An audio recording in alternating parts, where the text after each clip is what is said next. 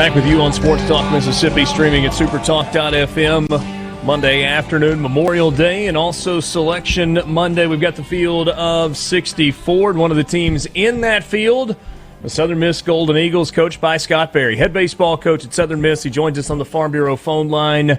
Check out favorites.com and go with the home team, Mississippi Farm Bureau. Scott, appreciate your time. Happy Memorial Day to you and your family and your baseball team. We'll get to what's coming up in just a second, but maybe just kind of a look back. What a week, what a weekend in Ruston for the Conference USA tournament. I know there was some good there, but also some disappointment there as well. Well, there was, but you know what? In all four games, Richard, our team really competed, and I'm proud of that. Obviously, we were on the winning side two of those games, and on the disappointing and losing side on two of them as well. So, but overall, our guys really competed. I like how they're playing. I like where we've progressed from the beginning of the year. You know, we played Mississippi State on Tuesday night at Pearl, which struck out 20 times, which I hate to even remember, but it is in there in my mind. And then we go to Jacksonville State. We get beat on Friday night. Next thing you know, we're 4-5 on a young year, but since that time we've been 33-14, and I couldn't be more proud of how this team has come together and played the remainder of that season. What's the emotional toll from this past weekend with the way those last couple of games went? Just such high leverage games, had a chance to win them, not able to get it done. Is that a deal where you're able to kind of flush that and move forward and kind of feel like it's the start of a new season, or are you worried at all about a hangover from that? No, I mean, of course, you've got to flush it. I mean, you have no other choice. You've got to move past. And that's what that was discussion on the bus coming back to the hotel on Saturday night. That, it's in the past now. We got to move forward. We got to hope for a new opportunity of being one of the 64 when they make those selections on Monday. And if we are, then everything starts over. So it does for all 64 teams. So that's the way we're going to approach it. We just finished up practice down here today. It was a good practice, a good energetic practice, and rightfully so. I mean, when you're one of 64. You got to be happy. There's a lot of disappointed teams out there that are going home for the summer. So your draw, you guys are headed to Oxford for a regional hosted by Ole Miss. Not the first time that you've done that, but also Florida State and Southeast Missouri State. Just kind of maybe your initial reaction to this regional field. Man, it's going to be a tough regional. I mean, there's four representatives that are worthy of postseason play for sure. I don't know much about any of them because we haven't played it. In previous years, we would have always played Ole Miss twice during the year, and we both have a pretty good read about each other. But, that didn't happen this year with COVID. So Florida State, we were supposed to go to their place the third weekend of the year, but they restructured their conference and added 12 weeks instead of 10 weeks. So that took away that series for us. That's what actually opened up the Jackson State series. And then, of course, Southeast Missouri, I don't know anything about them. I do know that they have a good Friday night guy that's 9-1. So, I believe four very, very quality ball clubs in one of the strongest regionals that the committee put together. One of the things that people always talk about when you get into regional play is, pitching plans and, what you're going to do in game one and how it stacks up for game number two. Is there any decision at all to be made for you when you talk about Florida State and as your game one opponent? Do you stick with the weekend rotation that's been so good to you throughout the course of the year? I think so. If it's not broke, don't try to fix it. And that's what we're going to do. Hunter Stanley has been our number one guy on Friday night. Walker Powell's just as good as Hunter. They both have been co-pitcher of the week. Obviously, Hunter, has taken that Friday night spot for us, and Walker's always gone on the first game on Saturday. But either one of those are worthy of that first game, and I think we just stay the way we've been, and that's with Hunter. Scott, we've talked with you some throughout the course of the season about playing 4 games each weekend and whether or not that prepares you more for the postseason. Did you notice a significant difference this past weekend where all of the games were 9-inning games as opposed to having those 2 7s? Did it take you a little bit deeper than you've gone in the past? No, not really, Richard. I mean, I didn't see any difference. If anything, I felt like our stamina was built up, having played, used to playing 4 games in 3 days versus a 9 each day and on Wednesday and Thursday. And then obviously we were fortunate to get a day off Friday, but then had to play back-to-back 9 innings on Saturday. And I really didn't see any difference whatsoever. So we've played enough 9s to familiarize us with this normal baseball. And I think what we did in the conference, we made it through there. Hopefully that we'll make some adjustments next year in our conference and do away with the 4-game series. That's our hope as head coaches. But sometimes we don't get to make those decisions, but certainly that's going to be our recommendation. So you mentioned it a second ago, 4-5 through the first 9 games of the year, 33-14 since then. What do you think allowed for the change? What was different? Was it a little bit at a time? Was it a switch that you felt like got flipped and all of a sudden you're a different baseball team? Was it incremental improvement along the way? What was it? Well, I think it was consistent starting pitching throughout. I think it was a matter of our offense starting to catch up, and I think that was all across the country. I think offenses were way behind early because of COVID, 2/3 of our season last year being taken away because of it. I think everybody fell behind hitter-wise, and you've got to stay with reps pretty much all year round. Even though we had a fall, I could tell in the fall that we were really rusty with it. So, and then a couple that velocity seemed to be improving each year, and it seemed like really over the last year they really jumped. I haven't seen velocities as a whole this year like I have previous. So I just think it took time for the hitters to catch up, and I think that's exactly what happened with our club. Our offense slowly started coming together, and obviously we're hitting better now than we have at any point during the year. Scott, you've been through a lot of these regional situations through the years. What's the key to having success in this 4-team double elimination regional format? Well, obviously, number one, I would say is stay out of that losers bracket. Don't add games that you have to play to get there to win it. But I think more than anything, it's nothing more than you've got to have pitching. You've got to have people that can go deep in the games and not expose your bullpen and tire them out and keep them fresh. But, just like on the offensive side, you've got to have some timely hitting. I mean, there's got to be some big moments, and there always is in regionals, and that's going to be the key. And, of course, defense is always a major factor in not giving more outs than what the game allows. You said you didn't know a ton about the opponents yet. What's your process over the next couple of days to get ready specifically for Florida State, but for the field as a whole? Get done with all these interviews. Sorry. Because I got a whole slate of them. That's where you rely on your assistant coaches to really start breaking things down and through synergy and all the scouting stuff that we do nowadays. So, but this will slow down after tomorrow with the interviews. But, just keeping our guys, their minds right, keeping them hungry, ready to go, and letting the assistant coaches do their work and putting together a game plan against Florida State and the other 2 clubs. Well, I don't want to be the reason that you don't get to dive into all of that film study and all that prep. So we'll just say thanks for your time. And, hey, but on a slightly more serious note, for this entire season, you and Coach Lemonis and Coach Bianco are so generous with your time. I think our listeners and college baseball fans across the state of Mississippi really appreciate getting to hear from you each week. I hope we can do this again next year, and can't thank you enough for your time throughout the season, Scott. Well, hey, let's be honest. We are fortunate, the 3 of us, to be in the best college baseball fan state in the country. We've talked about it before. No other state is more passionate about college baseball than the state of Mississippi, and it's just not the Division I level. It's at Delta State. It's at William Carey. It's at the JUCO. You look at all levels, and everybody are experiencing or usually do postseason play, and it's no different this year. So it's an honor on my part. I can't answer for the other 2, but I'm sure they feel the same way. And thank you for being a state that's passionate about college baseball and your program that brings all the information to us.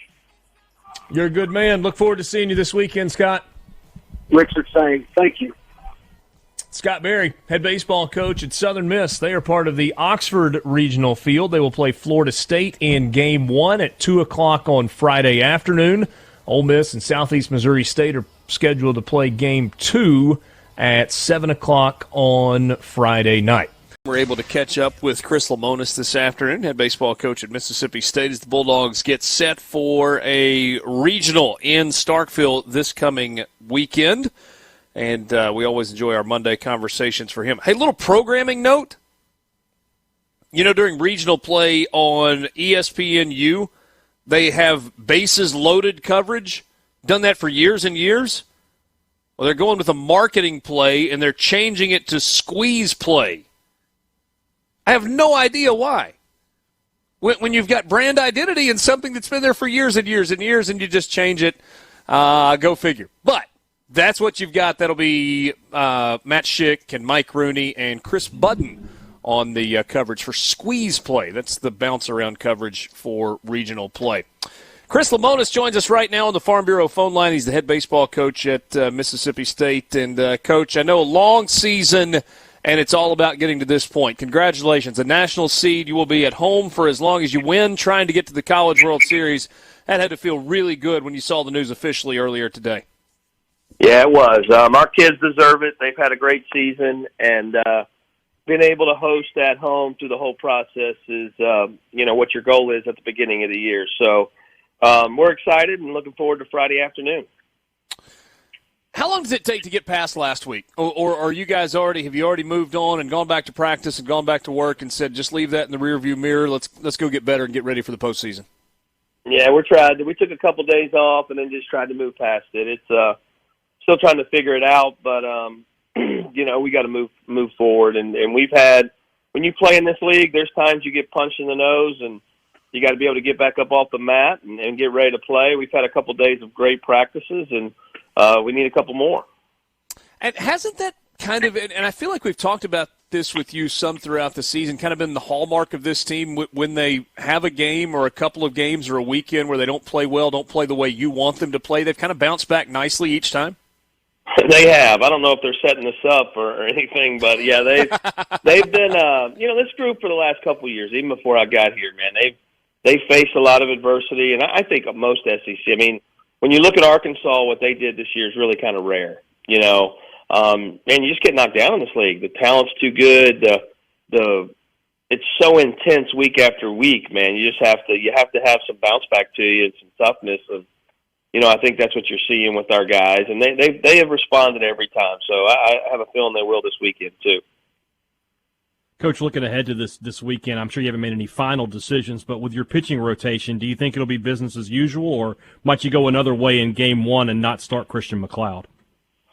Well, we have, everybody's available with Friday because of what happened last week. So that's probably one advantage of being out of the tournament early.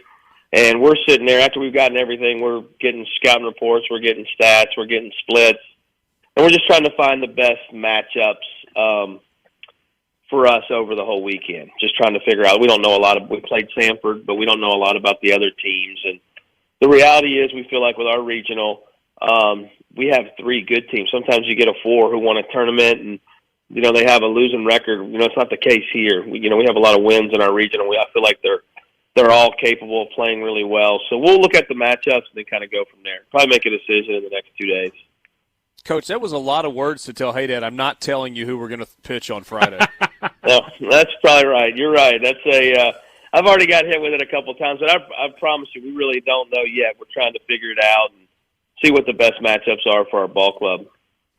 Big picture question on that, though, and I feel like that's kind of maybe what you were getting at.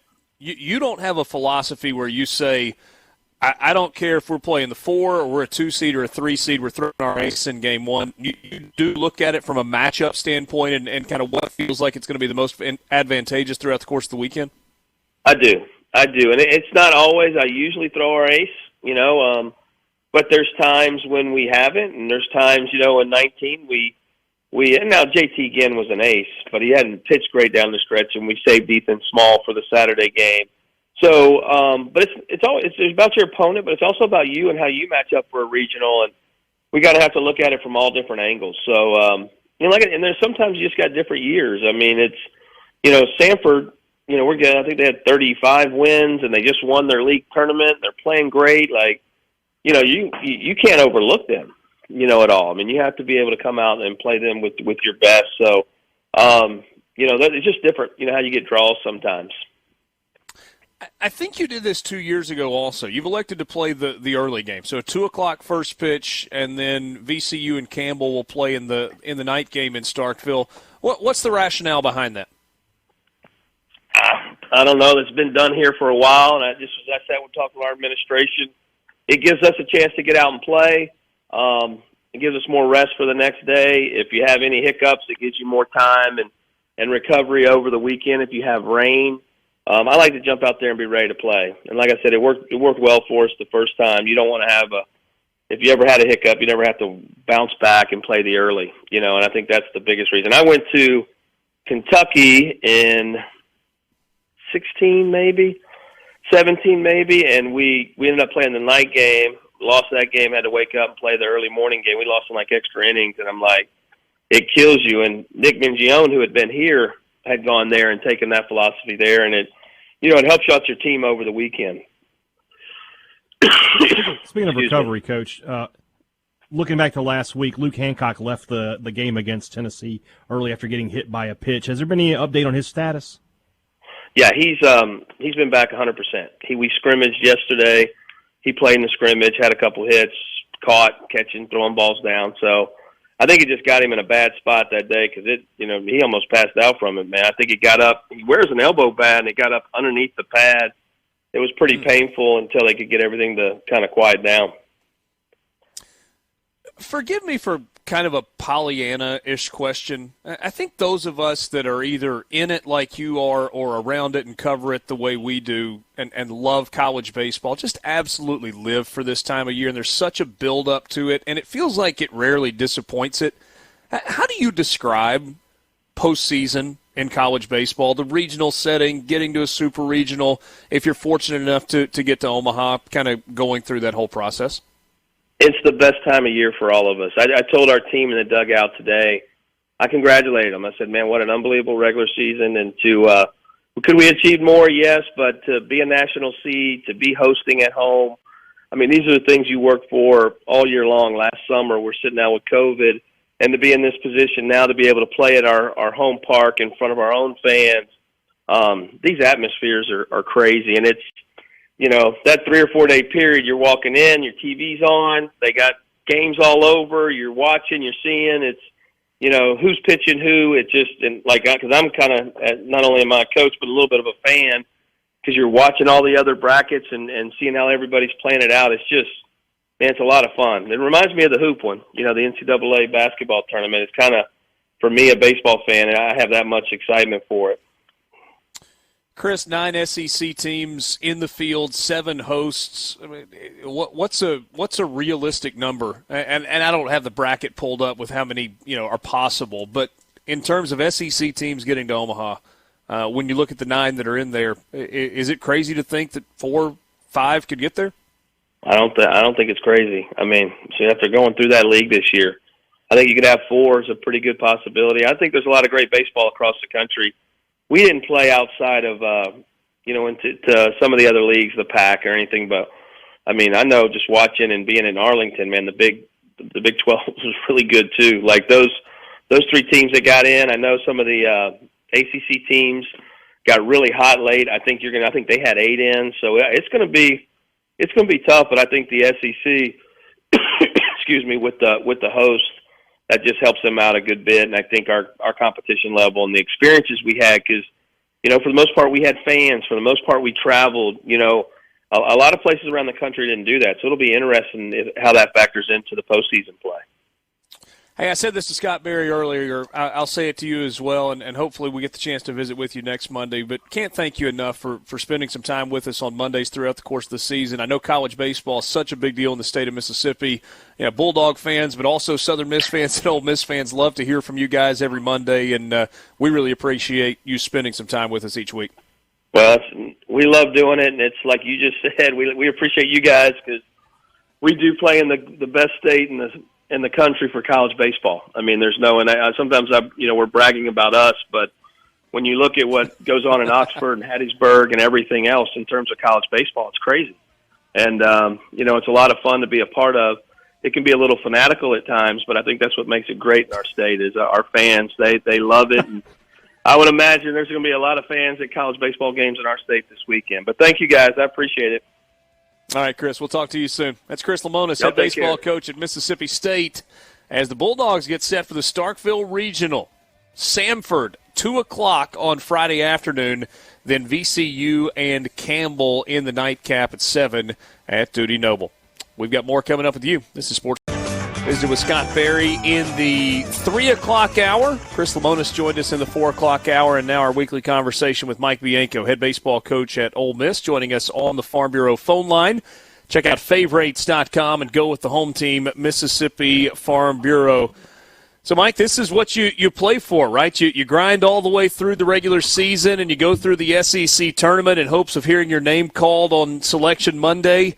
You find out yesterday officially that you're a host, not that there was a whole lot of drama, and today you find out the 3 teams that are coming to play. Congratulations, by the way, on hosting once again this season. Well, I appreciate it. Yeah, the kids, as we've talked about all year, they've just been resilient and, played so great and so consistent throughout the season. And, this is why you do it, for this week and the weeks, after. What do you take away from last week in Hoover? And maybe I'll just stop there and just kind of see wherever you want to go with that, kind of your takeaway from the SEC tournament. Well, I think going into it, we always, talk about how it's the third season. The first season is, when you start on February 19th, we're going to Texas, and it's, the start of the season, but it's non-conference. Then you get through 4 weeks of that, and then you got conference play, and it's almost rejuvenates you. You start Southeastern Conference, there's nothing bigger than an SEC weekend, especially Friday nights in the Southeastern Conference. And then you get the postseason, the third season, and, it's different because you don't know when you're going to play. You don't know who your opponent's going to be. It's the first time all year that you kind of play in that tournament-type, environment. And, there's always a time where at some point you're going to have your back against the wall. And if you lose, you're done. And so proud of the way we handled it. On Tuesday night, played really well against an Auburn team that had been playing really well at the end of the year. And then played really good baseball. We pitched it really well, which I think we needed to do. Not just from a starting pitcher standpoint, but from a bullpen standpoint as well. So, you want to win there. But but I thought we played well and excited to play well again this weekend. And certainly you hope. I guess maybe the question is, can there be a confidence carryover, especially with pitching, with what you saw from Derek Diamond and Drew McDaniel, but then also some other guys that stepped up and really pitched well for you? No, you hope, and a lot of times that's what happens. And, it only takes a time or two where it starts to click for guys. It's, some of that's physical, some of that's mental. And you're right, Diamond and McDaniel pitched really well, but Myers, pitched great and beat, number 2 ranked Vanderbilt. 2 guys out of the bullpen, Jack Doherty and Brandon Johnson, both pitched great. And, of course, the regulars that have pitched great all year long, Broadway and DeCasey, were terrific. So what are you going to do on Friday in terms of pitching, or what maybe I should say is your pitching plan going into the weekend? To be honest with you, Richard, everybody knows the scenarios. Do you start Doug, or do you pitch one of the other guys and save Doug for the game 2? And we haven't decided that. I haven't, I've seen a little bit of the stats. We've been in practice all day, then an NCAA meeting, this afternoon, and we're about to have a team dinner here in about 30 minutes. So, I haven't seen any, tape or really, any, projected lineup from the other teams. And so we'll probably make that decision tomorrow morning. See, Haydad asked Lemonis that, and he used a whole bunch of words to try and, soften it and see if he could get something. I just decided I would go right at it, got the exact same response. Yeah, we don't know yet. Yeah. Well, and I think that's really fair. That's not gamesmanship. I think everybody knows, the scenarios. Now, how do you make the decision? We just found out like at 11:15, and we had practice, at a press conference at 12. They had practice at 1. We had a NCAA meeting at 4, and I'm sitting here watching my wife set up for 75 people come to my house tonight. So, sometimes we deserve a pass on that. We'll decide tomorrow morning. Yeah, that's certainly fair. I am curious if this year is different in the way that you look at it. In the past, generally speaking, you've gone with your ace, even if it was against a 4 seed. Is it different this year because it's not Nikhazy Hoagland or Hoagland Nikhazy? Does that make it different and maybe make you think about it in a different way? I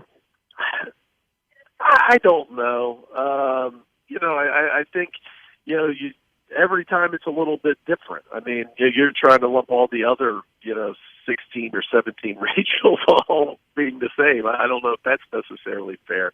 I try to not do that. I try to look at that, try to decide what's the best opportunity. And at the end of the day, you try to make the decision, and maybe this is the best answer. How do we win the regional? Not how do we win on Friday night or how do we win on Saturday or Sunday. What's our best opportunity to win the regional and move on? That's the whole key, and that's what you want to do. And so that's what we'll try to make the decision for. I mentioned this earlier today, and I think I credited you for saying this a couple of years ago when we talked, but maybe it was misplaced credit. Everybody talks about winning game 1 and the importance of that. I feel like I remember you saying, but it's not about winning game 1. It's about winning game 1 and game 2 because that's what gives you the best chance. Does that sound like something you would have said? No, it's exactly, and what everybody wants to win game 1 and feel good and move on. But if you lose game 1 or you win game 1 and lose game 2, you're in the same boat. You're in the same position as far as the amount of games that it's going to take you to win it.